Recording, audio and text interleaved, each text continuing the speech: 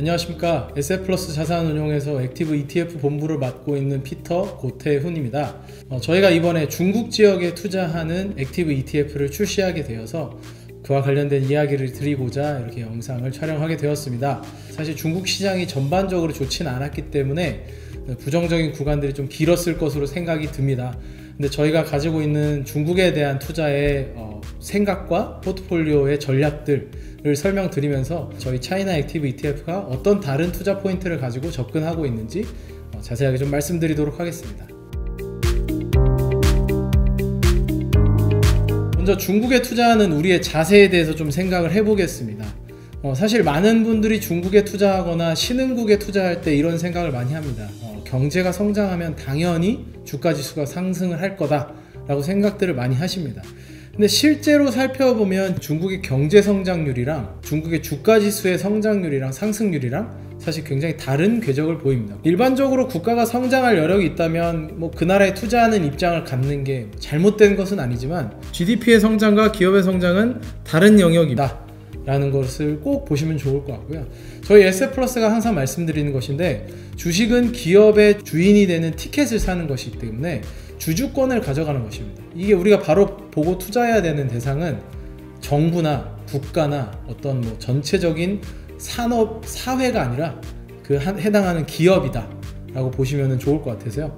놀라운 국가적 성장을 이룬 것이 중국이긴 하지만 개별 기업으로 봤을 때는 이익 관점에서 제한적이었다 라고 보시면 좋을 것 같습니다.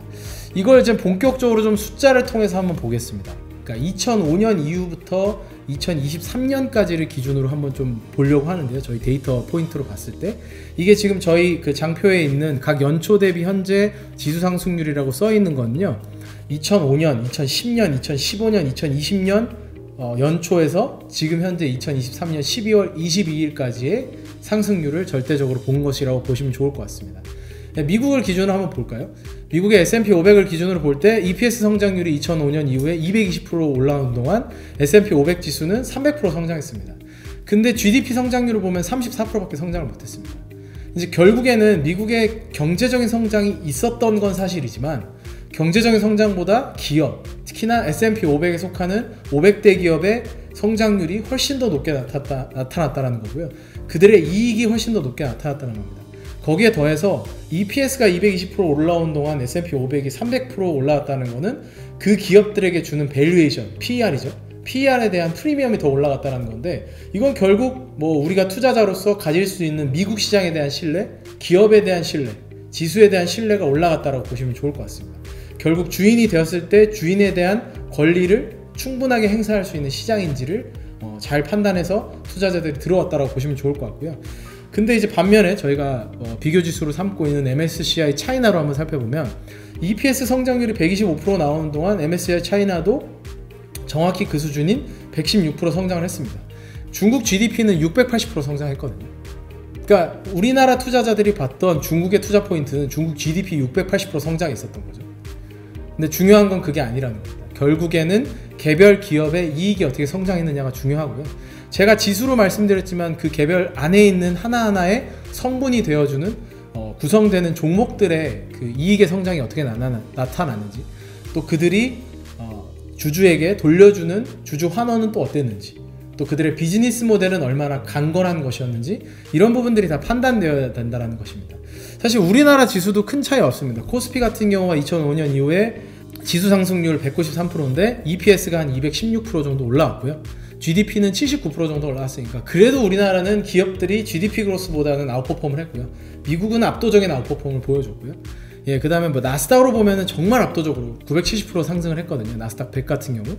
이제 그런 차이가 있었다. 결국 우리가 봐야 하는 것은 기업의 이익이다 라고 보시면 좋을 것 같습니다.